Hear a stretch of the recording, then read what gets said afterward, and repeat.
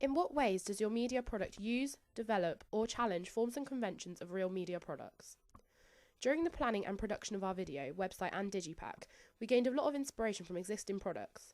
We researched the conventions of bands already in the indie rock genre, looking at types of cuts, narrative style, and reoccurring themes for our music video, and fonts, images, and again, reoccurring themes throughout the websites and digipacks.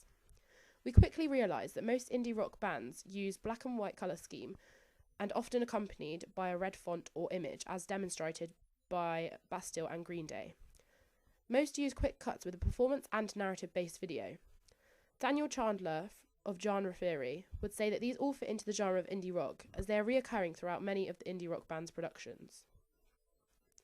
To follow this theory, we used these themes on our own products by using the black and white theme for our website and digipack. However, we decided to challenge and manipulate this convention by adding the sunset background. We decided to do this because, in reference to bands researched, a sense of distinct identity is evolved, meaning this difference would give our band a distinct recognition point. The image on the front of the digipack creates a sense of escaping from reality, which is how we want our audience to feel when they watch the video. Following on from that idea that we wanted to create a memorable video, we came across a video by Panic at the Disco. This video had an interesting theme which was quite abstract. We liked this idea and therefore thought about how we could apply this to our own video. We decided to run with an abstract theme whilst also fitting into the indie rock genre. Whilst thinking about this idea, the lyric "I'm a puppet on a string" came into play. We decided to use a character of a puppet, as this demonstrates what the lyrics in the song are trying to explain. The song is expressing the fact that the artist feels controlled by his relationship, the puppet and the puppeteer being a metaphor for this. This representation sets the scene immediately for the audience.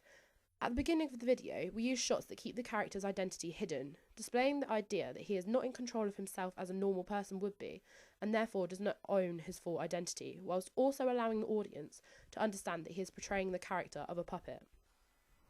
We also included a narrative of the relationship into our video, following the theme of the controlling relationship, as this is often seen in indie rock videos, such as in Robbers by the 1975. This is mostly viewed in the form of flashbacks to the past relationship. We decided to use this convention to our advantage, as it helps the audience to understand the past that has led to the character's current situation.